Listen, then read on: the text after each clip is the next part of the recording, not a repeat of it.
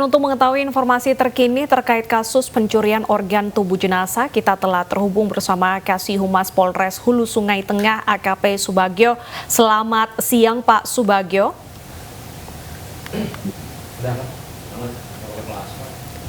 Selamat siang Pak Subagio.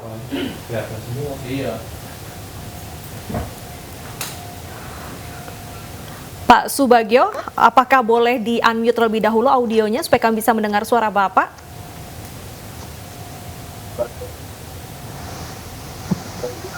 Baik.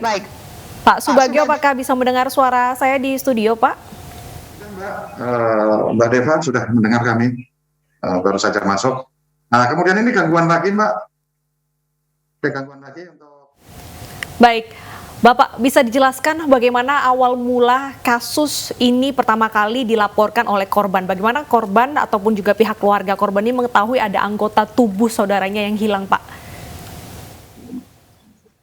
Berawal pada hari Senin, tanggal 11 Juli tahun 2002, sekitar pukul 23.00, bahwa ada salah satu nenek-nenek meninggal dunia di Desa Benawa Tengah, Kecamatan Barabai, Kabupaten Hulu Sungai Tengah.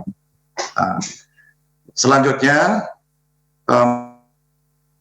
daerah yang ada di jalan, kemudian ada beberapa warga sekitar yang melakukan takziah.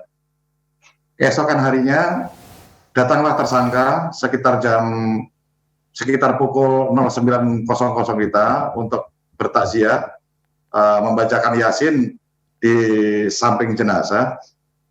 Kemudian tiba-tiba tersangka melakukan aksinya setelah diketahui oleh anak jenazah, anak almarhumah ini, bahwa ada kelainan pada wajah jenazah tersebut. Baik. Bapak tadi mengatakan tersangka ini melakukan aksinya, berarti aksi untuk menguliti jenazah ini dilakukan secara terang-terangan begitu Pak? Atau pada malam hari saat tidak ada orang yang melihat? Untuk melakukan kegiatannya itu, untuk melakukan aksinya itu, tersangka melakukan pada saat setelah membacakan Yasin di dekat jenazah, kemudian setelah dirasa agak sepi, masyarakat di sekitarnya atau yang membacakan Yasin sudah tidak ada lagi, mereka berada di luar, kemudian tersangka melakukan aksinya. Baik. Berarti ada warga di sekitar tersangka ini gitu ya pada saat melakukan aksinya. Lantas aksi ini sudah 2 tahun terakhir dilakukan. Apakah selama ini tidak ada laporan dari warga atau mungkin kecurigaan yang dilaporkan ke ketua RT setempat? Iya Mbak, sementara ini memang selama 2 tahun ini belum pernah ada yang lapor.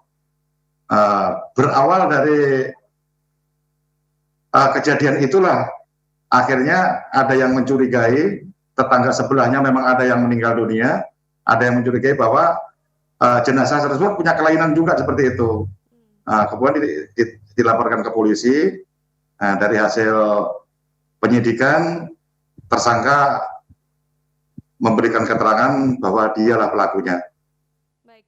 Tersangka melakukan aksi ini diketahui untuk ilmu kebal. Ilmu kebal yang seperti apa dan sudah berapa lama tersangka ini melakukan ilmu hitam tersebut dan apakah ada orang yang mempercayainya di situ?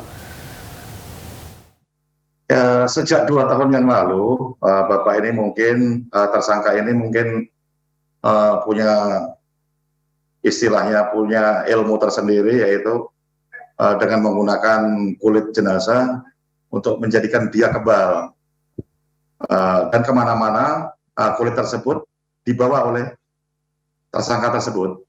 Nah, kemudian selain itu, menurut keterangannya bahwa dia juga membuka pengobatan bagi mereka yang sakit. Kemudian pengobatan tersebut dilakukan dengan cara membakar kulit jenazah tersebut, dijadikan arang. Setelah jadikan arang, dibungkus dengan bungkus rokok, aluminium foilnya itu, kemudian dimasukkan di dalam kantong warna hitam untuk dijadikan jimat. Oke, digunakan untuk pengobatan dan juga jimat. Sungguh tragis sekali. Hingga saat ini Bapak, ada berapa total jenazah yang menjadi korban? Kalau dihitung dari barang bukti yang ditemukan, ada 88 bungkus kulit dari jenazah, di antaranya ada kulit kelopak mata dan ada kulit alis kening.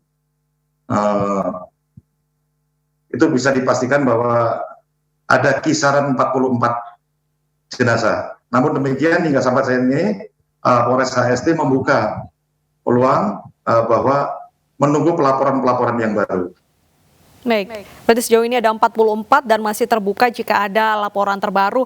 Bapak, untuk kasus ini sendiri sudah ada 44 jenazah yang dikuliti. Bagaimana dengan kondisi psikologis dari tersangka ini? Apakah ada gangguan jiwa sehingga dia bisa nekat melakukan hal tersebut atau memang mempercayai sebuah ilmu tertentu?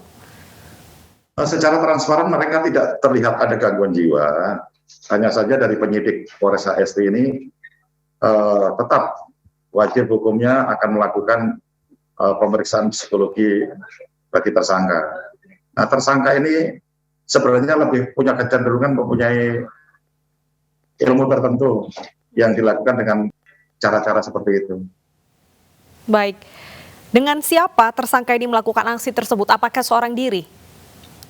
Dari keterangan tersangka bahwa tersangka melakukan kegiatan tersebut seorang diri. Pak Subagio, tadi Anda mengatakan ada beberapa bagian tubuh organ yang dijadikan sebagai jimat. Bagaimana hasil penemuan Anda mungkin di rumah tersangka? Apa barang bukti yang berhasil Anda temukan?